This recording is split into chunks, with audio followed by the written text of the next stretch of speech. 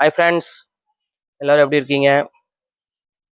ஒரு சின்ன விஷயத்த உங்கள்ட்ட ஷேர் பண்ணலான்னு இருக்கேன். அது என்ன விஷயம் அப்படின்னு பார்த்தீங்கன்னா, ஒரு 2 டேஸ் 3 டேஸ் பிஃபோர் வந்து பார்த்தீங்கன்னா, ஐபிஎல் மேட்ச் இப்போ நடந்துட்டுருக்கு. அதில் நம்ம டோனி வந்து பார்த்தீங்கன்னா, ஒரு மேட்ச்சில் வந்து பார்த்தீங்கன்னா, 9வதா இறங்கியிருக்காரு. அதாவது 9த் பிளேஸில் இறங்கியிருக்காராமா. அதுக்கு வந்து பார்த்தீங்கன்னா, எக்கச்சக்கமான ட்ரோல் பண்ணுறாங்க. 9த் பிளேஸில் இறங்குனதுக்காக. ம். இது எதுக்காக எனக்கு ஒன்றும் புரியல. அதாவது அவங்க 9த் பிளேஸ்ல இறங்குனா என்ன, இல்லை 12த் பிளேஸ்ல இறங்குனா என்ன, இல்லாட்டி இறங்காம போனா என்ன?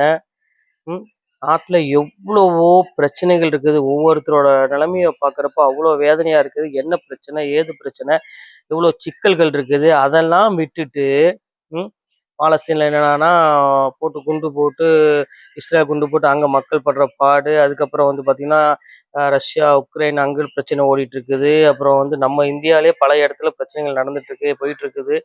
இதெல்லாம் எவ்வளவோ உலகத்தில் நடந்துட்டு இருக்கிற தக்கன இங்கே ஒரு சாதாரண விளையாட்டு, அது பேரே விளையாட்டுன்னு தான் இருக்குது. நம்ம தான் போட்டு அடிச்சுட்டு கிடக்குறோம். அவன் 9வது இறங்கல, 10வது இறங்கல. அதுக்கப்புறம் ஆர்சிபியா இல்லை சிஎஸ்கேவா போட்டு 2 பேர் சண்டை போட்டுட்ருக்கோம். அவங்க அந்த களத்தில் ஆர்சிபிக்காரங்களும் சிஎஸ்கே விளையாட்டு வீரர்களும் 2 பேரும் ஜாலியாக பேசிட்டு தான் இருக்காங்க. பொதுமக்கள் தான் போட்டு சண்டை போட்டுட்டு கிடக்குறாங்க. 2 பேரும் ஆர்சிபியா சிஎஸ்கேவான்னு. விளையாட்டை தயவுசெய்து பாருங்கள். அந்த விளையாட்டு முடிஞ்சோடனே அடுத்த நிமிஷம் அதை மறந்துட்டு வேலையை பார்த்துட்டு போங்க. அவங்க 9த் பிளேஸ் இறங்கினாலும் அவங்களுக்கு 5 கோடி கிடைக்கும். இல்லை ஃபர்ஸ்ட் பிளேஸ் இறங்கினாலும் 5 கோடி கிடைக்கும். எல்லாமே கிடைக்கும் அவங்களுக்கு. நமக்கு தான் கையிலேருந்து காசு போகும். இவ்வளோதான் விஷயம், வேற ஒன்றும் இல்லை. தயவுசெய்து இது ஒரு பெரிய விஷயமா எடுத்து ஃபுல்லாக ட்ரோல் ஃபுல்லாகவே வந்து பார்த்தீங்கன்னா, கிட்டத்தட்ட ஒரு 4-5 நாள் இதே இதாக தான் இருக்குது. எங்கே பார்த்தாலும் 9த் பிளேஸில் இறங்கிட்டாங்க, 10th பிளேஸில் இறக்கி விட்டாங்க, அப்படி இப்படி இப்படினீங்க. ஒரு காலத்தில் டோனி டோனி டோனின்னு தூக்கி தலையில் வச்சு ஆடினீங்க. இன்றைக்கி என்னென்னா எல்லாரும் சேர்ந்து டோனியை வந்து கழுவி ஊற்ற ஆரம்பிச்சிட்டிங்க. இது யாரையும் கழுவியும் ஊற்ற வேண்டாம், யாரையும் தூக்கி வைக்கவும் வேண்டாம்.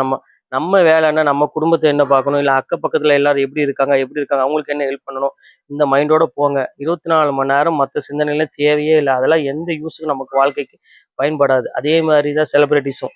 அவங்க பின்னாடி போய் இப்படி செல்ஃபி எடுக்கிறதும், அவங்க ஃபோனை பிடுங்கி தூக்கி வீசுறதும். இப்போ நம்ம ஒரு வீட்டுக்கு போகிறோம், நம்மளை மதிக்கலைன்னா அந்த வீட்டுக்கு நம்ம போவோமா?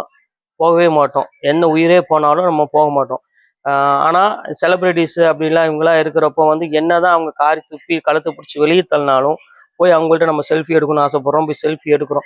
செல்ஃபி எடுக்கிறனால உங்களுக்கு என்ன யூஸ்? இப்போ நீங்கள் எடுத்துட்டீங்க செல்ஃபி, ஓகே. இப்போ நீங்கள் ஒரு ஆக்டர்ஸ், பெரிய ஆக்டர்ஸ், நீங்கள் செல்ஃபி எடுத்துட்டீங்க, எடுத்து வச்சுட்டு இதை கொண்டு போய் நீங்கள் போய் ஒரு ஜாப் நீங்கள் போகிறீங்க. ஜாபுக்கு போகிறப்ப இதை கொண்டு போய் காமிச்சிட்டா, பரவாயில்லையே, நீ வந்து இவர்கிட்ட செலிபிரிட்டிகிட்ட இருந்து ஃபோட்டோ எடுத்திருக்க, உனக்கு அந்த ஜாப் கன்ஃபார்ம் ஆயிடுச்சு, நீ போய் வேலைக்கு தாராளமாக சேர்ந்துக்கலாம், இப்படி நடக்க போகுதா?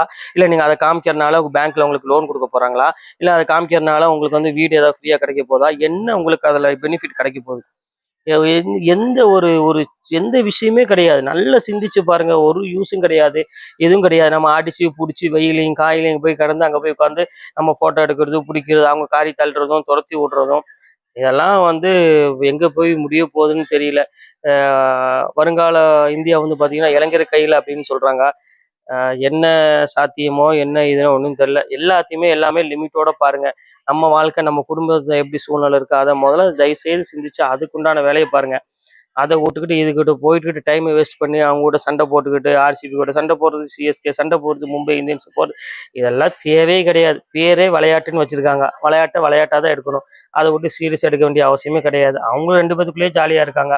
மும்பை இந்தியன்ஸும் சிஎஸ்கே பிளேயர்ஸே அவ்வளோ ஜாலியாக விளையாண்டுருக்காங்க. நீங்கள் முட்டாள்தனமாக உட்காந்து சண்டை போட்டுட்ருக்கீங்க. என்னைக்கு நீங்கள் மாற போகிறீங்களோ என்னன்னு எனக்கே தெரியல. இவ்வளோ மோசமான நிலைமையில இருக்கிறோம் நம்ம. சிந்திச்சு பார்த்துட்டு செயல்படுங்க. பாய்.